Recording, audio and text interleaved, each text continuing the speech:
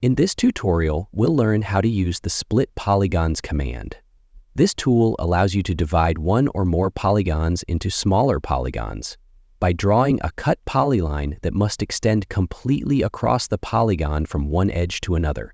Since storage areas, subbasins, and 2D flow areas are defined as polygons, this command can also be used to break them down into smaller sub-areas. To begin, go to the Map Edit ribbon menu and select Split Polygons. This will open the Split Polygons dialog box. In the Select Polygons to Split section, click the Pick button to choose polygons directly from the map view. In this case, we want to split this subbasin along the roadway. Click on the subbasin, then right-click and select Done. Once selected, the number of polygons will be displayed in the dialog box.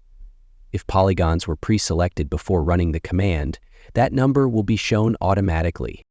Next, define the cut poly line. You can either draw a new cut line or pick an existing one.